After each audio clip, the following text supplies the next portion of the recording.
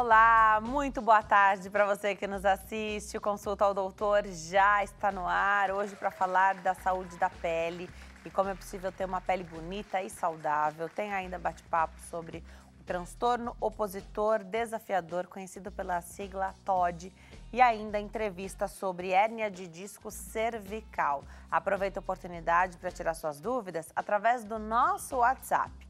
O telefone é 11 3337 5886. 11 3337 5886.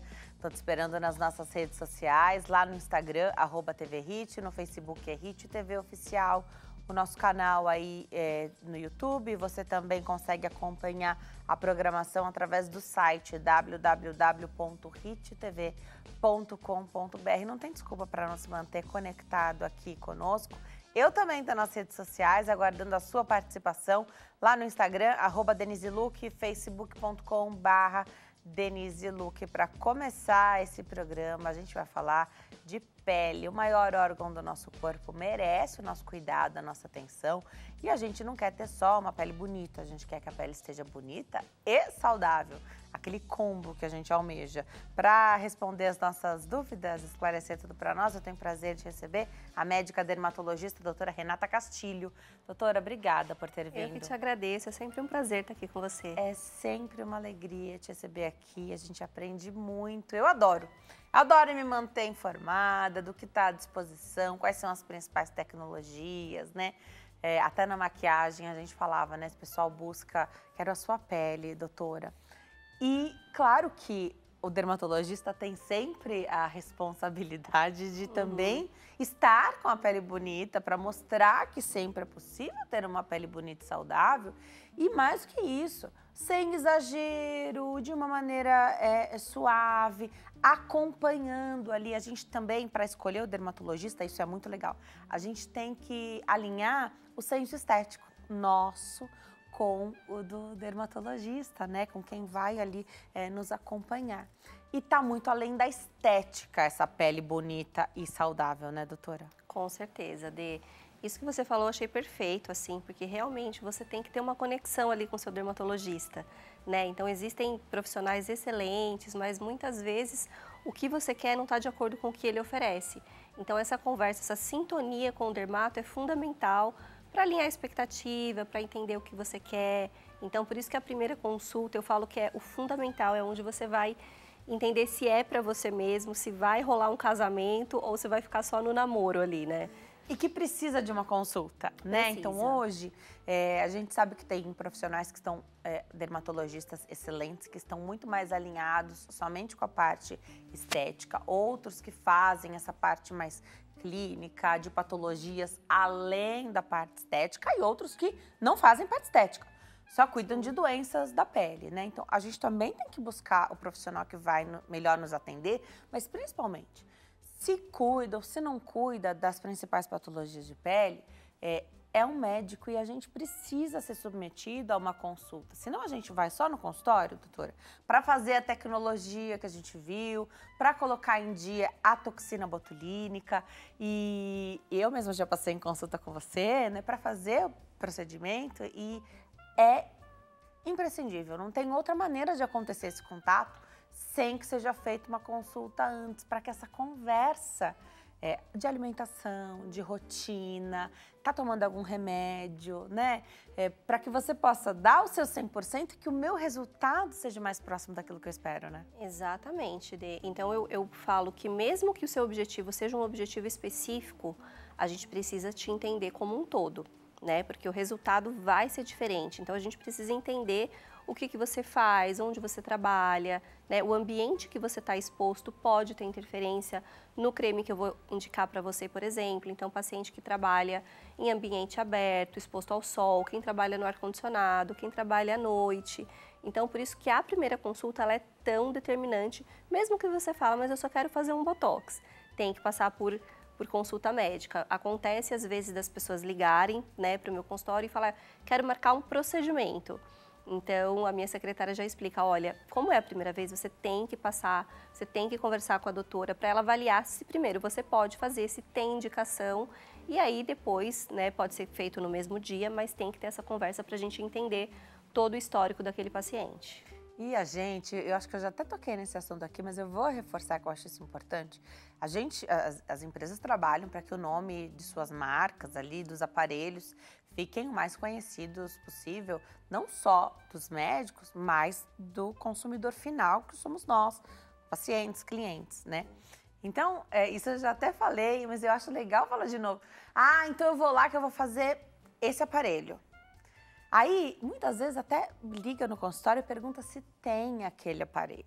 Isso. E o que a gente, às vezes, não sabe é que com outro aparelho, com outro nome, através de um ajuste, porque as máquinas, elas têm ajustes, vocês configuram ali de jeitos diferentes, tem treinamento, tem tudo para aprender a trabalhar com cada equipamento, né? São verdadeiras máquinas, são carros, muito mais caros que carros, aliás, né? Então, assim, são máquinas mesmo ali que você consegue trabalhar. E o que a gente quer no final? O resultado. Isso. E através dessa conversa que a gente vai entender que, olha, se o seu orçamento é esse e a sua queixa é essa, talvez não seja melhor fazer a toxina botulínica agora. E se a gente fizer outro tratamento? Isso eu acho, assim, que é o mais incrível dessa consulta dermatológica. Isso, perfeito, Dê. Isso que você falou é perfeito, porque é exatamente isso. Então, muitas vezes, o paciente viu determinado aparelho, viu determinado procedimento, vai procurando por isso, mas ele não sabe, ele não entende, ele nem tem que entender mesmo que um outro procedimento daria um resultado mais importante do que aquele que ele buscou. Né? Então eu brinco que é muito assim, você tem que me falar o que você espera e aí eu te indico o procedimento. A questão de aparelho mesmo é muito comum assim de acontecer, pacientes buscando por aparelhos específicos, né? E aí a gente consegue entregar resultado com outros aparelhos ou com outros tratamentos. Então por isso que nessa primeira conversa é fundamental para eu explicar para o paciente, não, se o seu objetivo é esse, vamos por esse caminho, porque a gente consegue de forma mais eficiente do que esse primeiro tratamento que você pesquisou, ouviu, ou que de repente alguma amiga fez, mas que não vai ser a mesma indicação para todo mundo. Né? O que mais te diz, assim, que a pele não tá saudável? É ter manchas, a pele acneica? O que é um termômetro para você dizer, assim, se tá saudável ou não? Bom, primeiro tem as condições clínicas, né? Então, a gente tem inúmeras doenças de pele. Então, doenças, por exemplo, que são influenciadas pelo estresse, pelo ambiente de trabalho. Então, isso seria uma primeira avaliação, né? E aquela pele que nunca está no seu estado normal. Normal, quando eu falo, não é dos tipos de pele, né? É sem ter alguma lesão. Então, muitas vezes a gente observa um paciente, por exemplo, que tem uma pele olhando até que bonita, mas sempre tem um prurido, sempre tem, que é uma coceira, né? Sempre tem uma hiperemia, sempre tem alguma condição que está incomodando ele no dia a dia, né? Porque a nossa pele, a gente fala muito da estética, mas ela é um órgão de defesa, né? Então, ela protege o nosso organismo contra as agressões externas. É como se ela fosse uma barreira. E ela também tem o sistema imunológico, tudo isso. Então, ela precisa estar saudável para participar de tudo isso, para ela poder contribuir para a nossa saúde. Por isso que quando vai numa consulta, a gente precisa entender tudo que o paciente usa, tudo que ele sente. Se ele sente, de repente, muita coceira, se vira e mexe, ele tem alguma questão, alguma lesão, alguma espinha, né? As manchas. E aí, claro, um paciente mais exposto ao sol vai ter sempre uma pele um pouco mais manchada, né? Fora as condições clínicas de melasma, rosácea, dermatites, e aí a gente vai avaliar tudo com cuidado. Problemas no couro cabeludo podem descer e aí começar a afetar a testa e como se fosse escorrendo assim pro rosto? Pode. Por exemplo, dermatite seborreica, né? Que é conhecido como caspa. A gente tem dermatite seborreica da face também. E é muito comum. Então, a gente observa, por exemplo, ali na sobrancelha, no cantinho do nariz. Muitas vezes o paciente não sabe que a dermatite seborreica se manifesta também na face, né? E é por isso que a gente precisa avaliar, passar pelo médico e tratar. E muitas vezes o paciente não se queixa, por exemplo, do couro cabeludo, por isso que o médico precisa avaliar e isso tem interferência. Então, muitas vezes ele se queixa de alguma lesão na pele, só que se você não trata a questão do couro cabeludo, você não consegue resolver a questão da pele. Então, você precisa tratar a flora ali do couro cabeludo, que muitas vezes está com fungo, por exemplo. Se você não trata, você não consegue uma melhora na queixa dele. E é tratamento tópico? É de Geralmente tópico, mas alguns casos, dependendo de como tá, precisa de tratamento oral também. E aí receber essa orientação, né, para que a pele possa ficar no seu estado normal. Gostei que você falou isso, porque é uma queixa, né? Nunca tá bom. Quando aparece uma acne, aí depois é uma outra questão, aí é uma outra lesão. Então você não consegue ter ali um equilíbrio, né? Exatamente. E aí é o que eu falo, né? Uma pessoa que tem uma vida saudável vai ter uma pele mais saudável também. Então eu costumo falar muito isso para os pacientes. Vamos buscar uma pele saudável e vamos entender como que isso acontece. Com tratamentos, com os cuidados tópicos, mas também tendo um estilo de vida saudável. Então, dificilmente uma pessoa que está dormindo muito pouco, que está se alimentando de forma extremamente irregular, que está tomando muito sol, que está comendo alimentos industrializados, né, tabagismo, álcool, não vai ter uma pele bacana também. Isso vai estar em desequilíbrio. Então, tem que estar tudo, né, em ordem ali para a gente conseguir uma pele saudável também. Muito legal. Tem contraindicação para fazer os tratamentos aí? Eu vou colocar dos mais simples, né? Um preenchimento, a toxina botulínica, ou aí você fala assim, ah, não, mas eu não vou fazer nada que tenha agulha, porque eu não gosto. As tecnologias, essa avaliação, se a acne está mais ativa, se aquelas manchas, então agora a gente está vindo de um período aí que o pessoal se expôs muito ao sol, né? Aí fica, de repente, bem manchado, depois aquilo vai regredindo um pouco. Tem contraindicação? Esse não é o momento de começar a fazer determinado tipo de tratamento? Sim, então todos os tratamentos, por isso que é importante passar por avaliação. Os pacientes às vezes têm em mente que tecnologia não vai ter contraindicação porque não fura, não é agulha. E muito pelo contrário, né? A gente não faz o furinho, mas ele está atingindo outras camadas da pele. Então, assim como os tratamentos invasivos, eles também têm algumas contraindicações. Então, assim, em geral, a gente quase não faz nenhum procedimento em gestante, né? Por questões, assim, de cuidado mesmo, não tem nada que comprove que tem algum risco, mas a gente não vai fazer o teste na gestante. E algumas doenças autoimunes, se não tiver em controle, então a maioria, se tiver em controle, né, sem atividade, que a gente chama, pode fazer. Mas, por exemplo, um caso de vitiligo, acabou de abrir uma manchinha de vitiligo. A gente precisa esperar, ver se essa manchinha vai estabilizar, e aí depois a gente segue com tratamento. Tratamentos de quimioterapia, né, paciente oncológico em tratamento a gente também não faz, infecção no local da aplicação a gente também não faz. Mas no geral, eles não têm contraindicação. Aí a gente precisa avaliar cada caso. Tá. O fototipo influencia? Ah, eu não consigo ter uma pele tão bonita porque ela é muito clara. Ou a minha pele mancha mais porque ela não é tão clara. Isso pode influenciar? Sim, isso é verdade. Então, por exemplo, fototipos mais altos, pacientes mais morenos, têm uma tendência a produzir mais pigmento. Então, mancham com mais facilidade. Então, realmente, é mais desafiador, por exemplo, tratar manchinhas de um paciente mais moreno do que de um paciente mais claro. Embora, muitas vezes, quando a gente olha, dá a impressão que não. Por quê? Porque destaca mais aquela mancha na pele clara. E na pele morena a gente quase não vê, porque o destaque não é tão grande pelo próprio contraste ali da tonalidade. Então, melasma em peles morenas, por exemplo, é um desafio.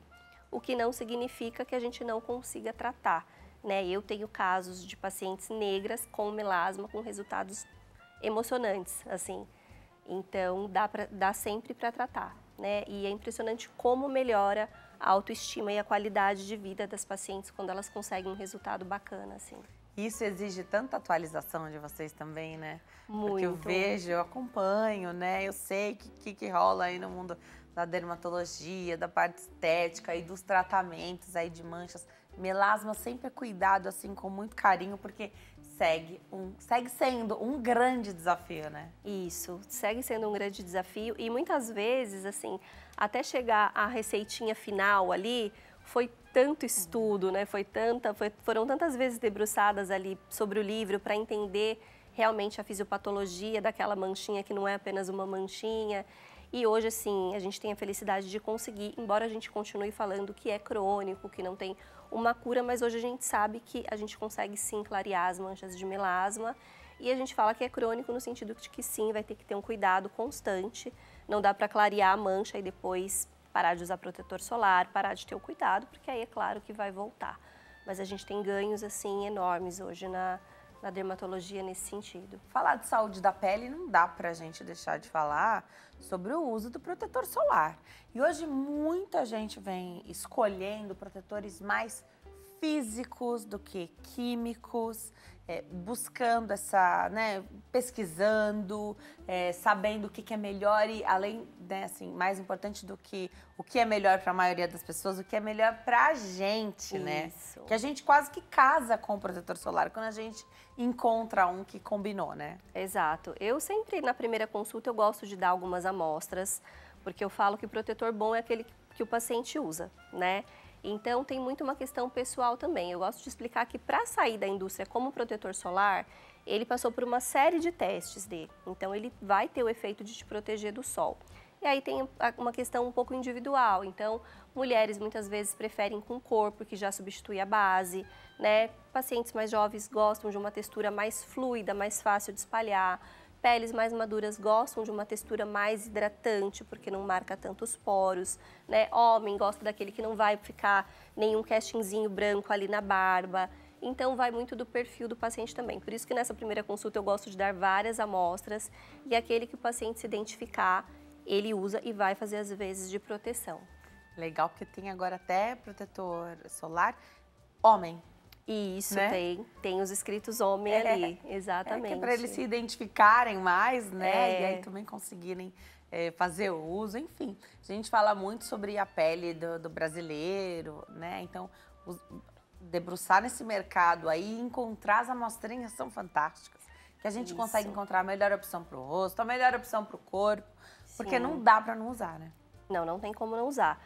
E eu costumo dizer o seguinte, né? Tem muita... Hoje, por incrível que pareça, hoje tem uma linha, inclusive até de médicos, que falam mal de protetor solar, né? Que falam que pode causar algumas coisas. Não são dermatologistas, né? Então... Tem até? Tem. Que falam que não faz bem, enfim, que não tem nada em relação a câncer de pele se você não usar. Mas eu falo o seguinte, a gente tem tanto estudo que comprova, né? Então, por exemplo, a gente observa diretamente uma relação direta de trabalhadores rurais com aumento de câncer de pele, e são estudos assim longitudinais que mostram realmente essa relação direta, né? Então, claro, se você está no dia a dia em um ambiente fechado, pode ser que você não está tão exposto a um câncer de pele, mas a gente também quer ter uma pele bonita, uma pele sem manchas, uma pele que envelhece menos. Então, por que não criar esse hábito que vai proteger a nossa saúde também e deixar a nossa pele mais bonita? E é um hábito, né? Exato. Muitos médicos dizem que não teria problema tomar alguns minutinhos, como 15 minutinhos de sol sem protetor. E aí que o sol de se tomar desses 15 minutinhos não é o melhor sol, né? Então não é ali o antes de 9, 10 da manhã, não é sol do fim da tarde. Mas aí eu falo assim, cada um sabe do seu histórico familiar também. Sim. Das situações que já passaram na família, né? Porque são riscos que a gente corre. E a gente tem que escolher que riscos a gente quer correr, né? Então, cada um que faça esse pensamento que eu penso, né? É muito gostoso, dias ensolarados. Sim. Pra gente que tem filhos pequenos, uma delícia. Né? Eu tomava muito menos sol antes, porque hoje eu sou, né, convidada para ir pro parque, meu filho chama, ele quer, então a gente faz muito mais passeios assim com essa exposição. Aí eu penso, 15 minutinhos, nem vi o tempo passar, não posso correr esse risco, porque eu pisquei, 2 horas passaram e aí você tá ali tomando um sol ruim, né? Então não dá, na minha casa não funciona, só com protetor solar e mais, a roupa com proteção solar também. Com certeza. Essa questão dos 15 minutos até poderia ser realmente, a gente sabe que tem uma certa segurança, mas é isso que você falou, você não vai ficar cronometrando no seu dia a dia. E por que não ficar mais à vontade? Por que não colocar ali o seu protetor solar, os seus acessórios? A roupa com proteção eu acho sensacional, né? Eu acho uma praticidade assim enorme e sim, é verdade, ela protege. Então, para criança é muito comum, mas hoje eu mesmo faço uso porque eu acho muito prático de usar. E né, não precisa ficar reaplicando, então é maravilhoso. Então, assim, por mais que né, tenham algumas linhas que vão contra, falam a respeito da vitamina D né, e tudo mais, e é aquilo que eu falo, se está muito baixo, hoje a gente sabe que a suplementação é importante também. Então, não precisa, mas está muito baixo, eu vou ter que tomar sol. Vamos conversar com o médico, fazer a suplementação, acho que dá para ter uma vida saudável é maravilhoso e isso faz parte de saúde mental também. Então tem que ir para a praia sim, tem que ir para o parque sim, tem que viver, né? E se proteger à medida que a gente pode. Muito legal. Não deixar de aproveitar os momentos, né? Com Então, certeza. muito legal. Não deixar de aproveitar, você vai estar lá, você vai se expor. A gente já erra um pouquinho, de repente perdeu ali o tempo de fazer a reaplicação no restante do corpo, porque não está protegido, né? Então, o sol que a gente toma hoje é muito forte. Então, eu faço toda a minha parte em casa, porque eu não quero ficar preocupada com o horário quando eu tô no meu momento de lazer, né? Com então, certeza, você tá ali para relaxar, né, Dê? Isso mesmo. Eu vou deixar os contatos. Eu adoro te receber aqui, doutora. Eu também gosto muito. Ficaria horas aqui batendo mais? papo. Venho, com certeza. A conversa flui, a gente sabe que precisa, pelo menos uma vez por ano, passar com um dermatologista, mas olha, pelo menos em 2 momentos no ano, uma vez você faz a consulta, mas pelo menos em 2 seria o ideal, porque nas mudanças bruscas de temperatura, né? Então ali, quando faz muito calor ou quando começa a esfriar, a gente tem que mudar a nossa rotina de skincare, né? Então, na próxima ocasião, a gente pode falar sobre essa rotininha, sobre o que a gente pode fazer em casa para manter a pele bonita e saudável. E eu vou deixar aqui o contato do Instagram, @doutorarenata.castilho, @drarenata.castilho, e o telefone WhatsApp é 11 3341 8441. 11 3341 8441. Doutora, volte sempre. Obrigada, viu? Eu agradeço. Até breve. Até mais. A gente vai para o intervalo. No próximo bloco, o bate-papo é sobre o transtorno opositor desafiador, conhecido pela sigla TOD. Tô te esperando. Até já.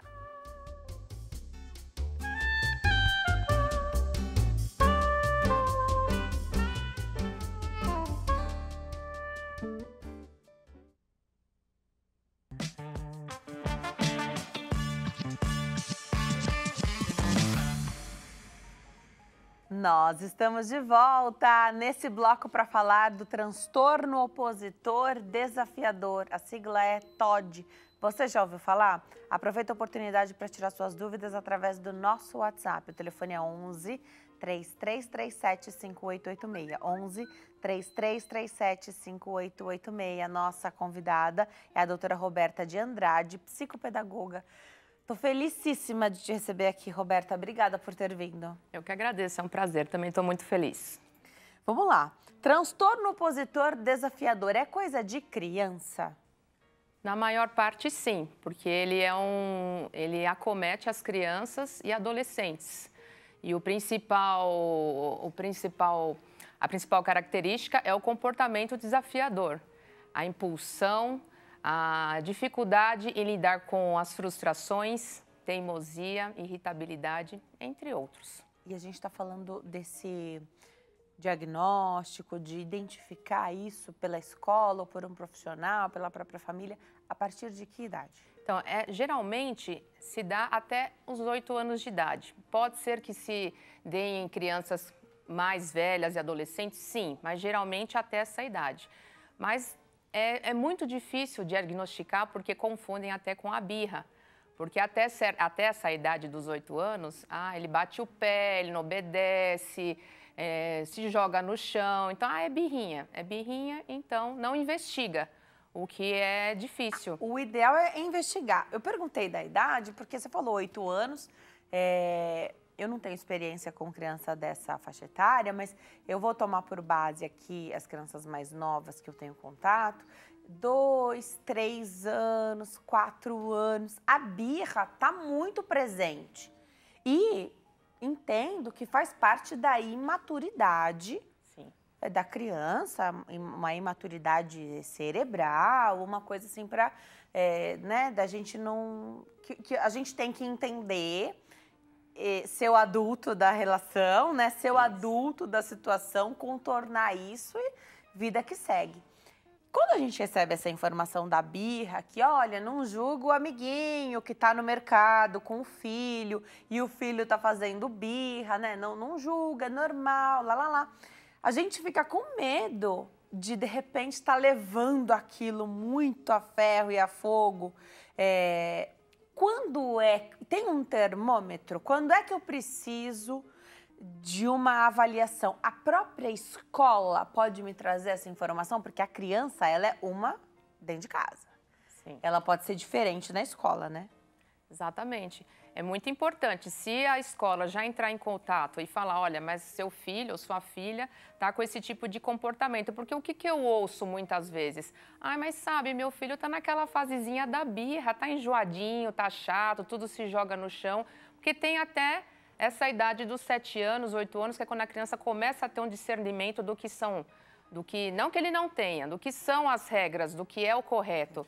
Então, como tudo é da idade, então vai empurrando com a barriga. Fecha os olhos, né? E aí, daqui a pouco, tá com 12, tá na pré-adolescência e continua. Não, né? tá. Continua não obedecendo regras, não se impondo, desafiando, tendo aquela severidade nas coisas. Né? Então, eles não obedecem os professores, não obedecem os pais ou quem fica com a criança. Né? Então, achar que é normal porque é criança já está completamente errado. Vale também, você falou que é uma intolerância à frustração, né? Então, é uma baixíssima tolerância à frustração, porque a criança, ela é muito frustrada todo dia. A criança quer brincar do que não pode, até para coisas que são para a própria segurança da criança, eles querem fazer e a todo momento que a gente direciona e diz que não pode, né? Então, não pode colocar o dedo na tomada. Você não pode ser responsável por colocar um objeto ali, colocar o plug na tomada, mesmo que a criança queira ajudar, porque aquilo pode provocar um acidente, né? A criança, ela quer fazer e aí ela se sente frustrada, mas a reação à frustração pode ser esse termômetro que eu estou buscando. Pode ser também. Pode ser, porque é a imposição às regras. Então, é a mesma coisa que você falar, não coloca o dedo na tomada, que nem você usou de exemplo. É a mesma coisa que você falar, vou colocar o dedo. Então, ela é avessa a cumprir regras, a instruções. Ela vai crescendo, ela já acha que ela não... Não, eu não sou obrigada a obedecer minha mãe, eu não quero, eu já estou ficando adulta, eu já estou ficando grande. Eu já escutei isso de criança de 3 anos. Não, mas eu já estou ficando uma adulta, eu não posso obedecer minha mãe, porque eu acho que o que ela falou está errado. Você ouve isso em consultório. Uau. É muito complicado. Tá, então, aí é o momento, já entendemos, né? Aí é o momento de fazer essa intervenção que é para a própria segurança e para uma vida mais confortável da criança. Porque em sociedade, a gente fala muito adulto, até meme, não sou obrigado, não sou obrigada. Isso. Aos 40 anos, aos 30 anos, e há algumas situações, e às vezes a gente fala exagerando, porque a gente é obrigado a uma série de coisas, né? Exato. Então, assim, é mais uma brincadeira. A criança que ouve isso, e a criança não sabe o sentido figurado, né? E leva muito ali a questão mais literal, aí fica complicado. Então, até para a criança poder ficar segura e para que a convivência em sociedade seja melhor, a criança que não obedece, não cumpre as regras, precisa de uma avaliação. Com quem? Avaliação de quem? Minha preocupação sempre, da escola pisar em ovos para dar essa informação para os pais. E não só da escola não dar essa informação para os pais, sobre como os pais vão receber essa informação.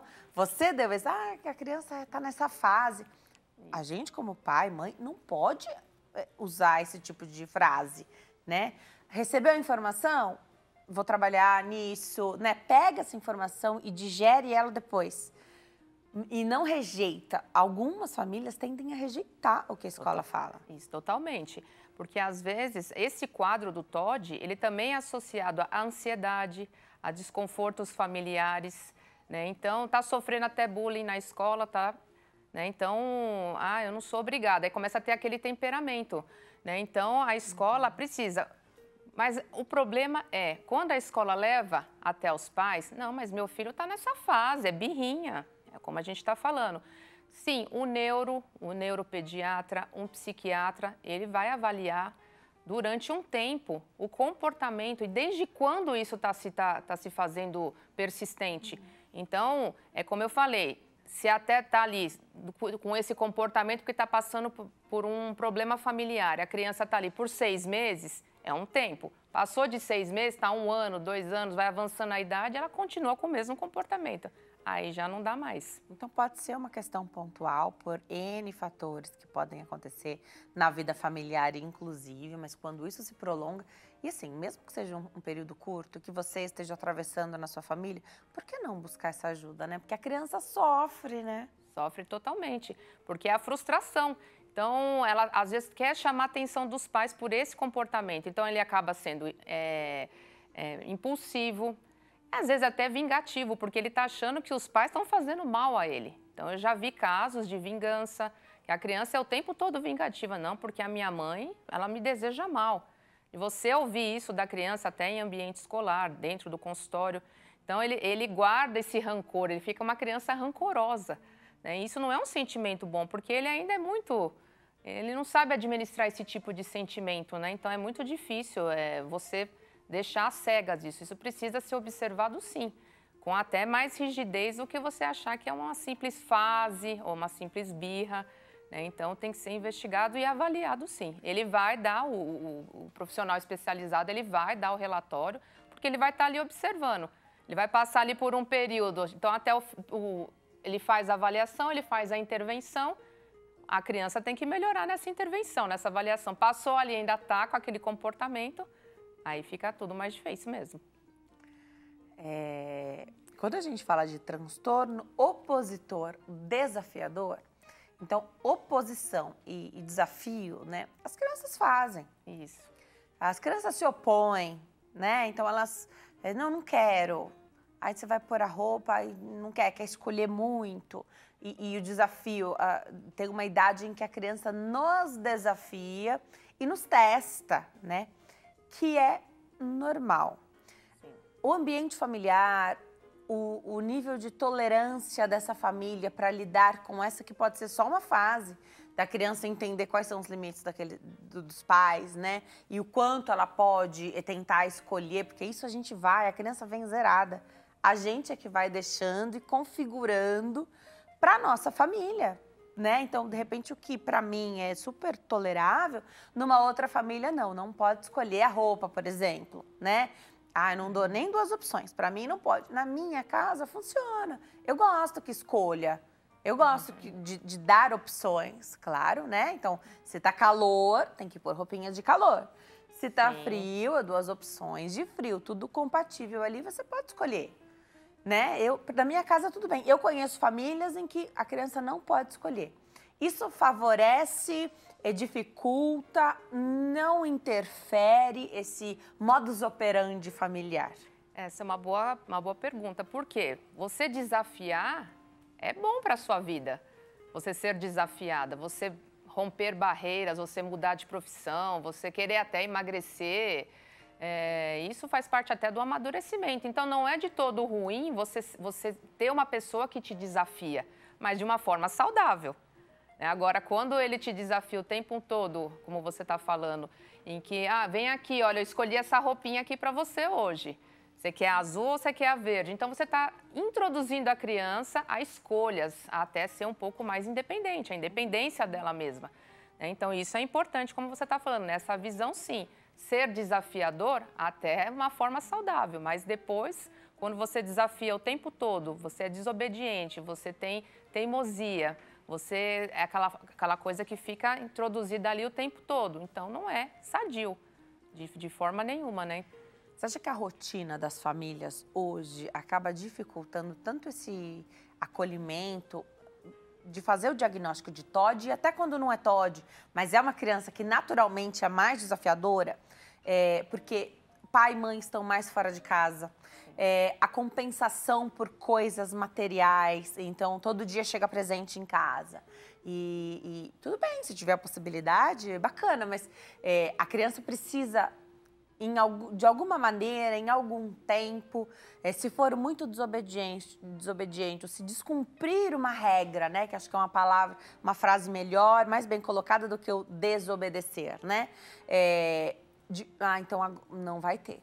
Normalmente tem o presente, aí essa semana não vai ter, ou essa semana então nós não vamos fazer uma coisa que você gosta muito, que às vezes exige muito dos pais, né? Então não vai descer, não vai, enfim. cada família vai fazer da maneira como entender. Precisa ter essa contrapartida e o jeito como a gente vive hoje, de maior ausência, a criança está mais na escola, onde o nosso natural é tentar compensar isso no nosso momento de presença e até com presentes, tá mais difícil? Tá muito mais difícil. E é aquilo que você falou, os pais se culpam por estar muito tempo ausentes. Eu já cheguei a pegar casais que ele já, antes de eu começar a fazer o questionário, já fala assim, olha, já vou avisando, eu não falo não para minha filha. Um casal foi me procurar, porque a criança, mas ela era muito pequena ainda, ela tinha 2 anos. Mas eu acho que é desde lá que você impõe regras, você estabelece regras, limites à criança. Não fala não. Não fala. Então ele já entrou armado. Ele fazem, né? Ele já entrou armado, eu já vou avisando. Ele estava de pé no celular o tempo todo. Então, eu não falo não para minha filha. E se puder ser mais rápida, melhor? Isso. A esposa sentada, ele de pé, eu sou corretor, eu preciso conversar com o cliente. Então, assim, é necessário a dedicação. Não também é um ato de amor. Eu sempre enfatizo isso. Impor limites, regras, é necessário, sim. Não importa que você fique o dia inteiro na rua, mas você vai ter 5 minutinhos para sentar ali com o seu filho para verificar a lição, para verificar como que ele foi para a escola, se tem alguma coisa que o está afligindo. Então, é importante. E os pais se culpam muito, isso vem de dentro de casa, infelizmente, porque a casa é a base. Se dentro de casa não tem base, fora de casa a criança também não vai ter esse equilíbrio, essa base toda. Então, eu sei que é muito difícil para os pais, mas é importante ter esse reconhecimento, esse olhar em cima do seu filho. Essa dedicação, 5 minutinhos, não vai fazer falta de você estar ali do lado, ali, percebendo que está acontecendo alguma coisa. Não achar que é uma fase, que é uma birra, né, com o comportamento do seu filho. Hoje a gente tem muito mais diagnóstico, por exemplo, de TEA, transtorno do espectro autista, TDAH. Sim. É possível que TOD caminhe junto com essas outras condições que eu trouxe aqui? Sim, é possível e já é concreto, porque associado ao quadro de ansiedade e de TDAH, porque quando a criança ela não consegue, os pais não conseguem esse diagnóstico, ela se frustra. Então, não sabendo lidar com as frustrações, ela vai ficar o quê? Irritadiça, né? Impulsiva, rancorosa, todos esses fatores aí que eu já citei aí sobre o TOD. Então, o que eu já percebi é que a maior associação realmente é com o TDAH. A criança faz o acompanhamento, ela vai na sessão, só ela, os pais também, porque o que eu percebo, como hoje a gente tem muito acesso, né, assim, mesmo pela internet, para tirar uma dúvida, muitas famílias falam, acho que meu filho precisa de um psicólogo. Na verdade, os pais precisam do psicólogo para fazer a vida da criança menos difícil, né? Isso. E de repente não é a criança mesmo, não vai precisar. Vai resolver só com você e o pai da criança, ou você e a mãe da criança fazendo tendo esse acompanhamento, uma orientação parental. Tá muito em alta hoje falar sobre isso, né? Mais difícil do que se você falar, a criança precisa de terapia. Quem precisa muitas vezes desse direcionamento são os pais. E é difícil para a população, muitas vezes, entender isso, né? Agora você tocou num ponto crítico, porque qual é a maior dificuldade, até conversando com amigos que são psicólogos, são os pais, exatamente. É até a falta de comprometimento, porque leva a criança ao consultório, porque, olha, eu recebi um relatório da escola e aqui está dizendo que tem que passar com você. Então, porque a escola falou, você não percebe. Aí você marca, você faz as sessões, porque você se empenha, você faz as atividades, você aplica, né? Tem um intuito aquela atividade. E a criança também. Isso, a criança quer vir. Aí depois, quando ela chega, ela fala, sabe, olha, eu queria ter vindo, mas a minha mãe, meu pai... Isso. Então, porque furou o pneu do carro, porque esqueceu o mesmo horário. Então, é uma falta de comprometimento, você tem que ficar em cima, sabe? Então, isso também acontece, eu também dou orientação aos pais. Quando acontece da criança não tá legal, olha, hoje meu filho não tá legal para fazer a sessão com você, o que eu faço? Eu falo, venha você, venha seu marido. Porque aí eu vou instruir os pais como eles devem agir também.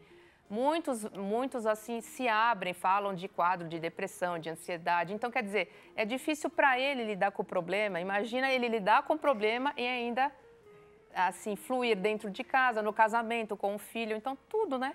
Tudo assim, para o adulto, a gente fala que a gente não muda o outro, aí a gente muda a maneira como a gente age ou como a gente reage às ações do outro, né? Mas a criança, ela é totalmente dependente.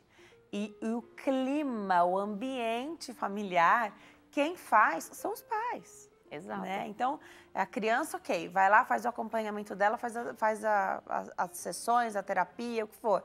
Se os pais não mudarem, vai ser em vão. Naquele momento, pelo menos, vai ser em vão a criança ter O que feito. eu enfatizo bastante é o seguinte: se o seu relacionamento não deu certo com o seu marido, não se esqueça que você pode ser um bom pai ou uma boa mãe. Tá? Isso é fundamental para a criança. Só que a maioria dos casais, quando são separados, se esquecem disso. E aí, tá ali na sessão, aí alfineta o ex-marido, uma ex-marido alfineta a ex-mulher. Só piora. Só piora a situação.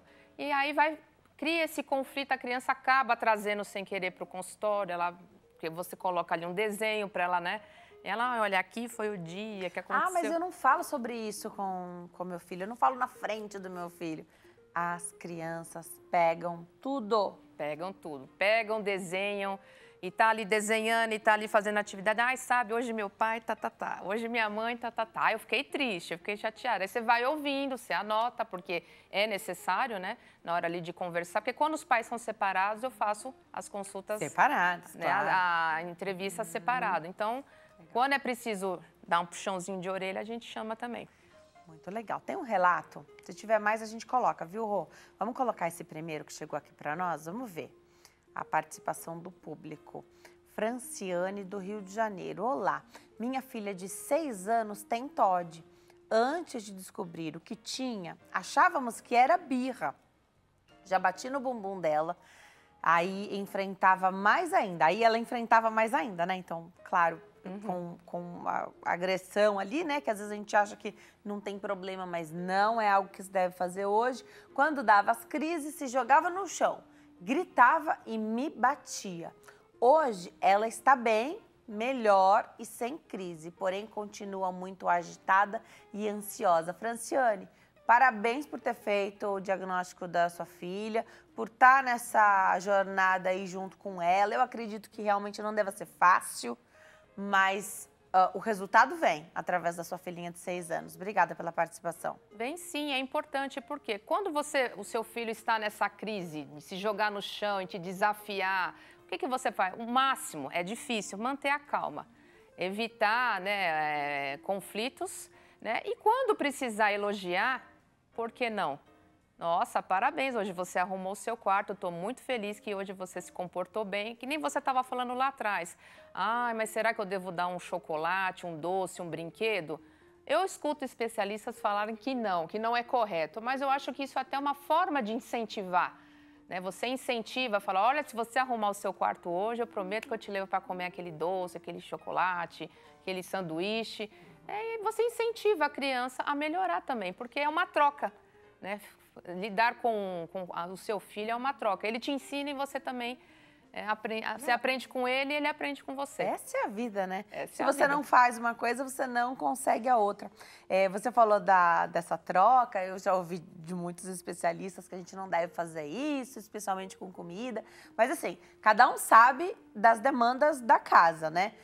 A criança que não come muito doce e que essa é uma moeda de troca importante para você e ela não tem nenhum transtorno que impossibilite fazer isso, na minha visão, e a doutora também deixou claro, não tem problema. Não. E de repente você não adora brincar. Você não tem pai, mãe que não gosta de brincar. Eu adoro.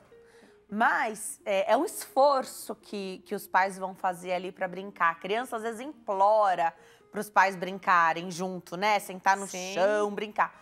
Essa é uma moeda de troca para você? Tudo bem, então faça também, né? Olha, eu vou brincar com você. A criança vai ficar tão feliz que ela vai arrumar a cama, fazer tudo que você quiser, que ela, né, que tá ali na autonomia dela, ela vai fazer. Sim. Cada família conhece. Lá em casa funciona muito bem a quadra, brinquedoteca. mesmo fora do horário habitual da gente fazer essa brincadeira, né? Então, é muito legal conhecer, mas para isso, Roberta, tem que conhecer o filho, a filha. Tem que conhecer. Eu lembro muito quando eu era criança, se eu ia na casa de alguém, o que eu escutava do meu pai ou da minha mãe? Olha, hein, se ela não te obedecer, você dá um puxão de orelha nela, você tem que...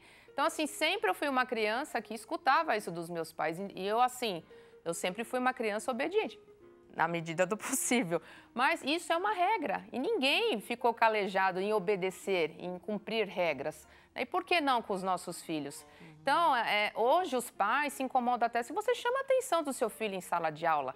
Né? Então, é muito difícil você estar ali com a criança e a criança não te respeita, porque eu também sou professora, então, às vezes, você está ali chamando a atenção da criança e ela faz assim, peraí que eu estou terminando de falar, depois você dá aula, já escutei isso.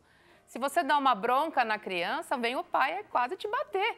Mas como você tem coragem? Quem você pensa que você é para falar assim com o meu filho? Então, é muito difícil também reconhecer que o seu filho também comete erros, que você também pode ali dar uma bronquinha e deve, né? E que o professor está ali para ensinar, né? Não para ficar aguentando malcriação, ser desafiado, né? Pelo próprio transtorno mesmo.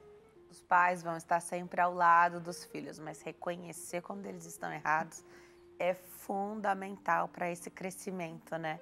Você vai estar lá, mas se o seu filho mordeu, arranhou, bateu no coleguinha, né? Você precisa dizer a ele que ele está errado. Ah, mas é que a outra criança provocou. Não tem justificativa para isso, né? Isso. Então, assim, tá errado. Isso. Vamos começar que tá errado. Eu tô com você, eu te amo. A gente vai passar por esse momento juntos, mas você fez errado. Não pode bater no amigo. Obviamente, a criança sempre vai dar a versão dela. Então, mamãe, olha, hoje o Pedrinho foi lá e me bateu, me empurrou. Você já vai, né? Vai no cavalo lá e já vai... Armada, né? Não, mas espera aí, vamos ouvir o outro lado. Ah, então você também o empurrou. Então, ele teve essa atitude porque ele ficou chateado com você. Então, precisa ter essa conversa, precisa ter essa troca. Então, é assim, ambiente escolar, mais do que tudo também, é muito agregador para a gente que é profissional. Porque eu, por exemplo, já até vi casos assim. Por que você não veio ontem na escola? Ah, porque eu não quis. Mas como você não quis? Não, porque eu até levantei da cama, sabe, professora? Mas eu fui chamar minha mãe e ela falou assim, hoje não precisa ir não, vai lá, volta a dormir. Então, a falta de comprometimento é muito grande. A maioria das crianças são assim, porque eu vou conversar com elas. Por que você faltou todos esses dias? Ah, eu estava com preguiça. Teve um caso até que a criança falou assim, não, eu não fui porque o pet lá de casa teve os filhinhos. Então, ficou eu e meu irmão ajudando a cuidar e a gente não foi para a escola. E a gente falou para a minha mãe, ela falou que tudo bem. Então... A criança está ali dentro de casa, sem regra, ele manda, ele não vai, o pai não fala nada. Isso é disciplina, é constância, né? E independente do curso, né? Então, na educação infantil, a educação infantil tem sua razão, seu motivo de ser, né? Exato. Então, a criança, não precisava estar na escola ainda. É enriquecedor demais proporcionar a educação infantil para as crianças, sim, né? Depois vem as outras séries, Fundamental 1, 2, o ensino médio. É muito importante ter essa constância, tem que ir. Eu estudei inglês minha vida inteira e aí, depois de adulta, né? Então, enfim, 20 anos atrás ainda era uma grande vantagem falar inglês, ter inglês fluente, né? Hoje não é mais, mas o pessoal falava, mas eu não cansava. Você não cansava de ir no inglês todo dia? Eu não tinha opção. Eu tinha que, na época, eu não sabia exatamente quanto aquilo ia me ajudar na minha vida profissional e pessoal, mas eu não tinha opção. Era sair da escola, almoçar e ir para o inglês. Então, assim, é essa disciplina, é essa constância. Não tem barganha, não tem negociação. A conversa parte de um outro momento, né? O que eu observo muito é assim, às vezes você faz alguma coisa, eu falo, vamos lá, hoje vamos comer um lanche ali com o seu filho. Ah, peraí que eu vou perguntar se ele quer. Peraí, mas ele que decide se você vai comer o lanche? Ah, não fui na festinha? Porque ele não quis. Não, eu tô programada para ir na festa, exato, então todo o ambiente de casa daquele dia vai ser feito porque nós vamos à festa. Pode ser uma festa, pode ser um evento familiar, pode ser até um compromisso familiar que nem gostoso é, mas que a gente tem obrigação de ir. Então, existe todo um planejamento. Senão a gente já parte de um momento que a criança, não é? Você teve a criança e ela vai se adaptar à sua rotina familiar. A criança, então, trouxe uma outra rotina, então tem um equilíbrio aí, né? Tem que ter o equilíbrio, é que nem você falou. Eu nunca tive a opção de falar, eu não vou, pai. Não. Logicamente, você tem festas que você vai que não tem crianças da sua idade, não tem jovens da sua idade, mas Quem você... nunca foi numa festinha chata, né? Todo mundo já foi, mas eu não tinha opção. Você vai e acabou, não? Porque hoje em dia eles não vão alegando que, porque meu filho não quer ir. Minha filha não quer ir. Lá em casa não funciona assim, não. Exato. Vamos de perguntinha? Vamos saber o que chega para nós da participação do público? Vamos lá. Patrícia, de Belo Horizonte, Minas Gerais. Boa tarde. Meu filho de 4 anos é muito nervoso. Quando não fazemos o que ele quer, ele se torna bem agressivo. Às vezes até bate nos irmãos. Não consegue dividir brinquedos e alimentos. Quer que seja tudo dele. Pode ser TOD? 4 anos. Obrigada, Patrícia. Pode ser TOD, sim, mas tem que ser investigado. Pode ser a birrinha? Pode ser a birra também. Mas tudo tem que ser, tem que instruir, não, você tem que dividir, você tem que emprestar para o seu irmão. Tudo é na base da investigação. Agora, se persistir o comportamento dele, obviamente ele tem que ser levado a um profissional especializado para ser investigado. Hoje muito se fala, principalmente desse compartilhar de brinquedos e coisas. A gente não empresta tudo, então a criança também não deveria emprestar. Eu entendo que é um aprendizado. Não é fácil você levar o seu brinquedo favorito no dia do brinquedo, mas no meu entendimento é ele que a gente tem que incentivar as nossas crianças a levarem no dia do brinquedo quando tem, né? Na escola. É o brinquedo favorito, que é para você brincar, mostrar ali para os seus amigos e para que eles possam ter essa experiência com o seu brinquedo favorito também. Não é fácil emprestar coisa, mas a gente tem que aprender, né? É o ceder, né? O TOD, ele é avesso ao ceder, ele não gosta de ceder. Então, isso é uma introdução necessária. Igual aquele, não sei se você já chegou a ver aqueles vídeos que colocam 2 crianças do lado, uma ganha 2 brigadeiros e a outra abre e fica olhando. Então, aí que você vê o comportamento do outro, ele vai lá e dá o outro pro irmão. Na maioria, é o ceder. Peraí, eu ganhei 2, meu irmão não ganhou nenhum, então tá cedendo, tá compartilhando. Então, é essencial na educação e no aprimoramento da criança, sem dúvida. A gente está na época de volta às aulas, a adaptação é sempre necessária. A volta à rotina, criança que nas férias dava aquela cochiladinha aí em horário que normalmente não dormia. Deve ser um desafio. Tudo bem, é a volta à rotina, não é fácil nem para o adulto, que dirá para a criança. E aqui quero tocar nesse ponto, para encerrar, um minutinho a gente tem, Roberta, porque os pais já estão trabalhando, já estão mais sem paciência, fazer essa volta que a gente já sabe, é esperado que tenha essa dificuldade muitas vezes. Às vezes os pais perdem a paciência. Hoje a gente sabe que o caminho da palmada aí não é aceitável e a gente não deve lançar mão disso. E aí é respirar, né? Respirar. A maioria das crianças, o que é importante? Introduzir aos poucos aquela rotina. Olha, vamos então hoje dormir um pouquinho mais cedo, porque daqui 15 dias você vai voltar para a escola.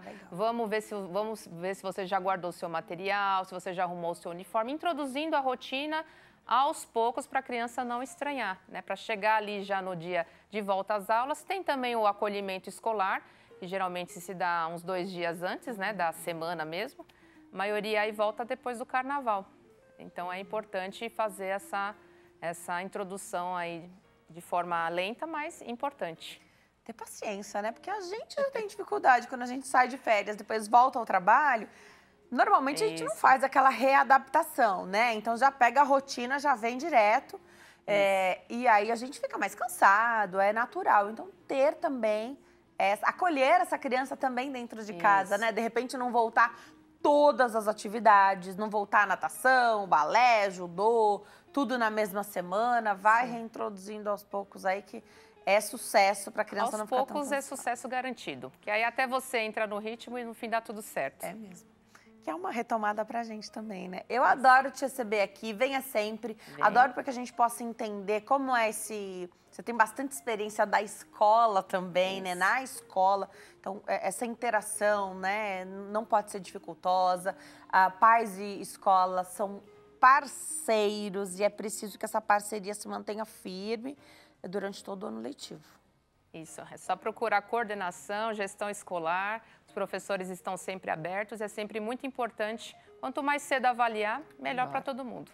O Instagram é @psicorobertadeandrade, @psicorobertadeandrade. Volte sempre, Roberta, obrigada. Eu que agradeço, com o maior prazer. Venha sempre. A gente vai para o intervalo. No próximo bloco, bate-papo é sobre hérnia de disco cervical. Tô te esperando, até já.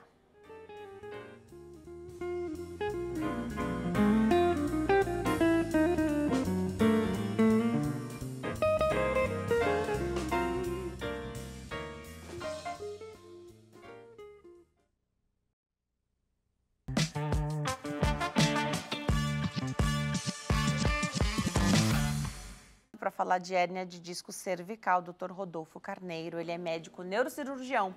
Doutor, obrigada por ter vindo, adoro te receber aqui. Muito obrigado, Denise, para mim é um prazer estar aqui com vocês. Muito obrigado. Olha, hérnia de disco é assim, assunto campeão de perguntas, sempre. A gente fala muito de hérnia de disco e aí hoje a gente preparou para falar de hérnia de disco cervical. A coluna vertebral, ela é dividida, assim, para que a gente possa nos localizar melhor, né? Explica pra gente onde fica essa região cervical. A cervical seria essa região, Denise, a região do pescoço. Ela é responsável por sustentar a cabeça e permitir grande parte da mobilidade do nosso corpo, principalmente da cervical, da cabeça, os movimentos que você faz de flexão, rotação. Isso é importante para a nossa comunicação, para o nosso dia a dia, para dirigir um carro, olhar para o lado. Então, toda essa movimentação, ela vem da cervical. Ela fica aqui nessa parte, vou pegar aqui a coluninha. Então, aqui nós teríamos a coluna toda, essa parte aqui do quadril, então aqui nós teríamos a lombar, a torácica, onde ficam as costelas, e a cervical, que é essa parte mais alta, aqui representando o pescoço. Tá? Eu trouxe também essa representação aqui, que ela... Às vezes a gente não tem noção de como que é a cervical. Aqui é um corte de uma cabeça, eu vou virar aqui para mostrar, tá vendo? E um pescoço. Então, aqui nós temos o cérebro, aqui dentro, e aqui já é a coluna. Aqui passando a medula, que seria a parte mais importante do sistema nervoso que passa dentro da cervical, a medula. E os azulzinhos aqui seriam os discos, que permitem a mobilidade da coluna cervical e a absorção de impactos.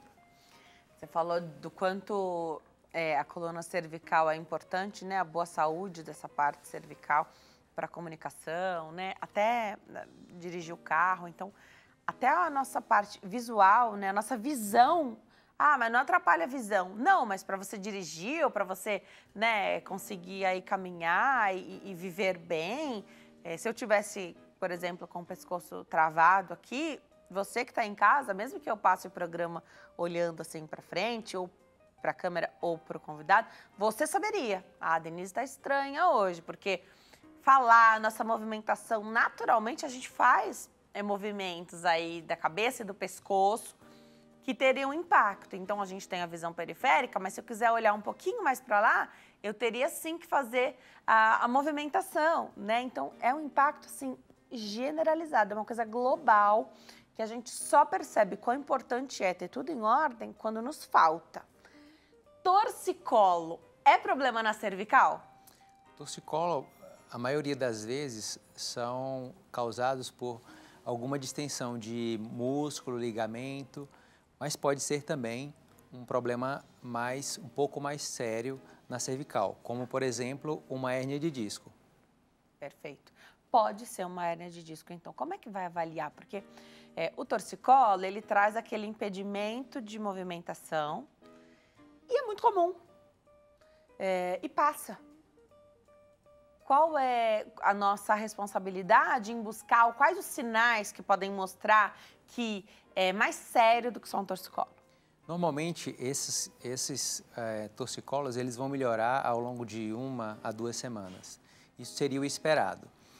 Quando o paciente ele tem sintomas de formigamento, dormência, dor irradiada para o braço, ele tem uma dor muito intensa, começa a chamar atenção para alguns sintomas neurológicos que podem ter associado aí uma compressão do nervo, causado mais comumente por uma hérnia de disco.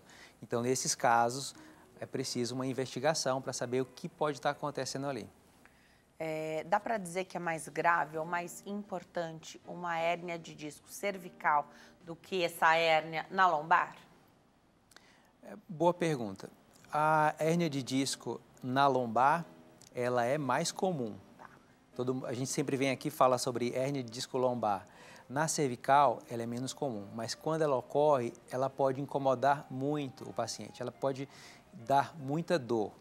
E qual que seria a situação mais comum? É uma dor na cervical que irradia para o braço, que é quando ela comprime o nervo que está saindo da coluna, que eu vou te mostrar aqui, que seria esse lateral.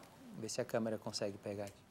Esse lateral aqui. Essas ramificações Essas aí para fora. Isso, essas ramificações aqui. Cada um desses aqui é um nervo e cada um desses nervos representa um trajeto de dor na pele e uma área que a pele do paciente fica dormente.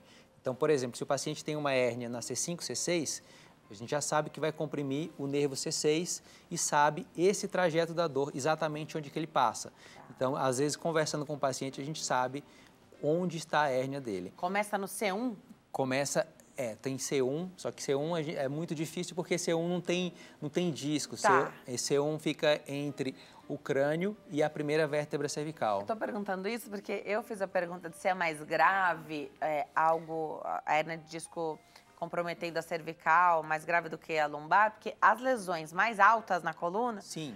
São as que têm mais gravidade, né? Claro que hérnia de disco não necessariamente é uma coisa muitíssimo importante ali, mas pode gerar muito desconforto. É isso que você está falando, né? E tem a outra parte que eu vou complementar.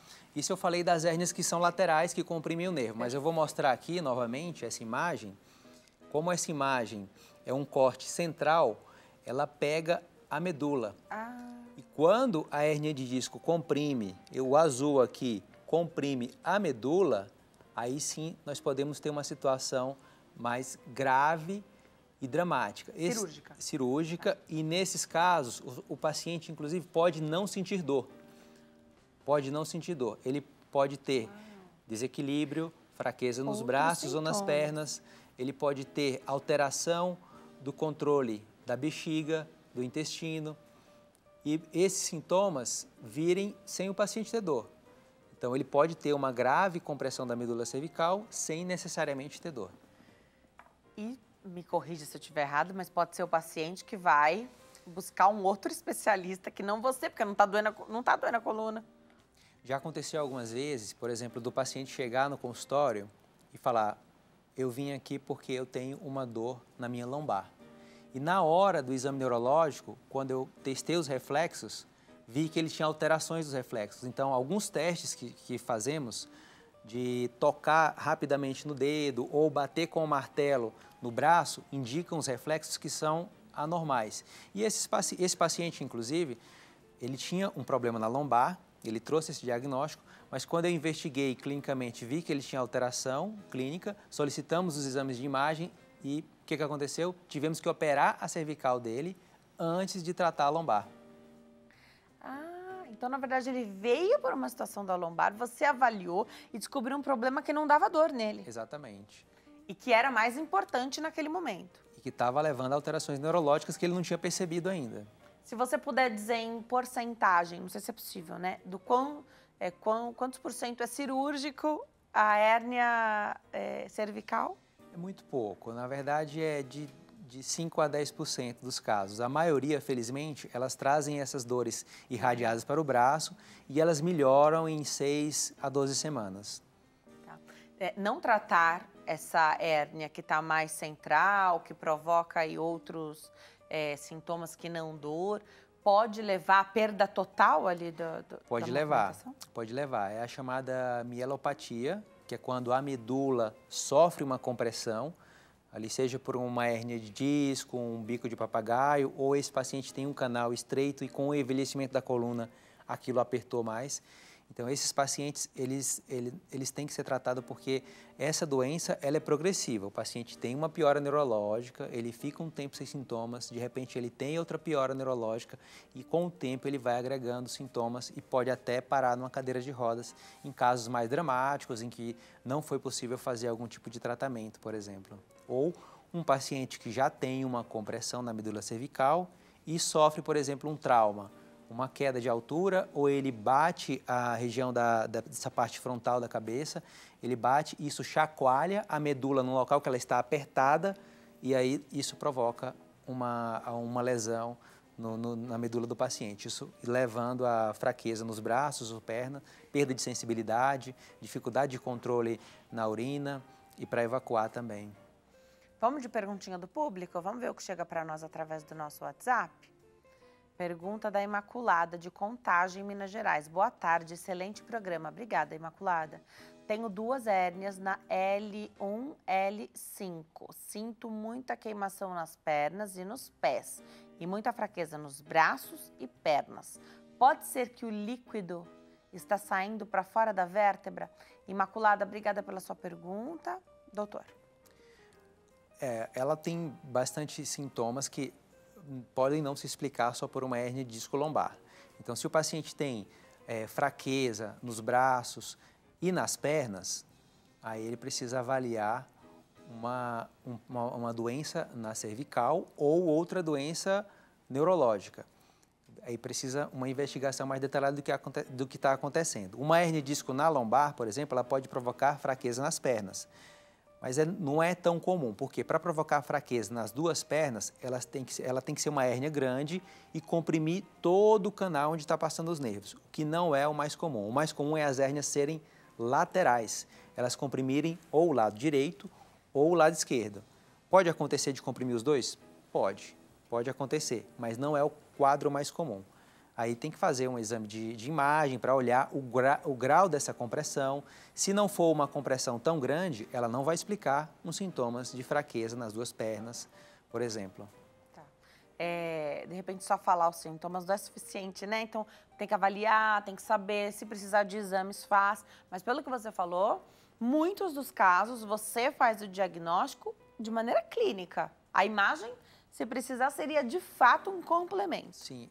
Tem estudos que mostram, por exemplo, que as pessoas acima de 60 anos, 80% têm alguma alteração no exame de imagem.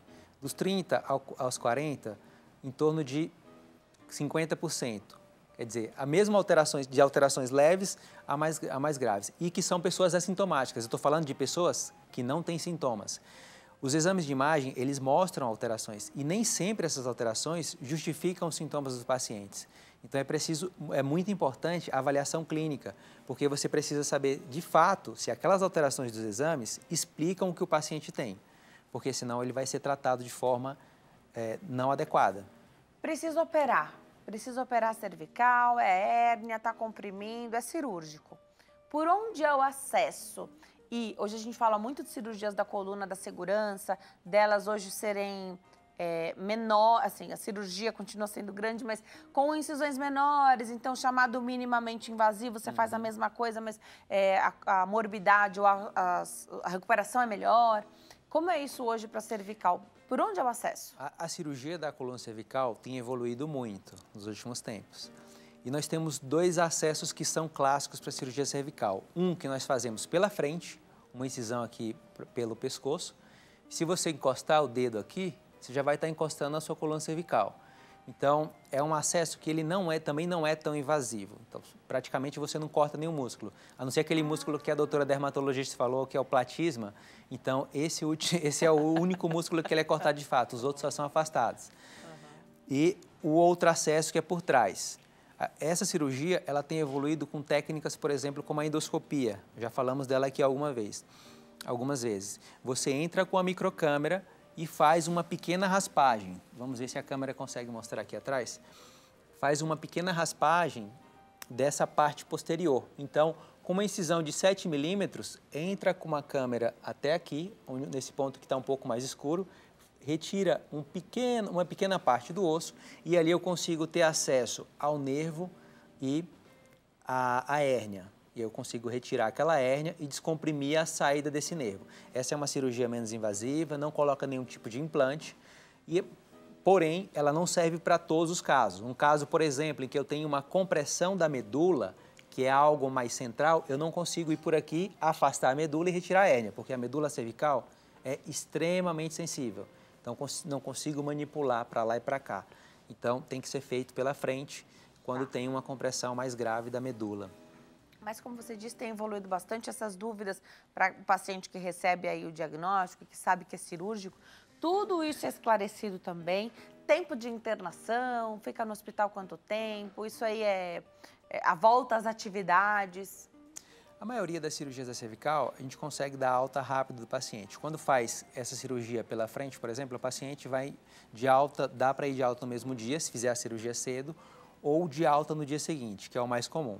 Quando faz essa cirurgia por vídeo, dá para ir de alta no mesmo dia, faz a cirurgia cedo, dá para ir de alta no fim do dia, e se faz à noite, dá alta no dia seguinte. Então, são cirurgias de curta permanência. Algumas cirurgias, quando tem que fazer a colocação de próteses que são feitas por trás, elas são um pouco mais dolorosas. Quando tem que abrir mesmo e colocar algum tipo de prótese, elas são um pouco mais dolorosas e o paciente às vezes demora uns 2 ou 3 dias internado. Eu adoro te receber aqui, doutor. Sempre uma aula para a gente entender que tem que manter a saúde da coluna vertebral em dia. E quando precisar, tem que ter um especialista para nos ajudar, informar, traçar ali o tratamento. Se for cirúrgico, fazer isso de maneira segura também. Vou deixar o Instagram do doutor, @Dr. Rodolfo Carneiro, @Dr. Rodolfo Carneiro. E o telefone WhatsApp é 11 9 7327 7727. 11 9 7327 7727. Volte sempre, doutor. Obrigada, viu? Adoro tchau. quando você vem. Eu vou me despedir, ficar por aqui. Amanhã tem muito mais. Obrigada por terem assistido, por se manter coladinho aqui conosco, por aprender tanto, né? Eu aprendo junto com você que está em casa. Fique com Deus e até amanhã. Tchau.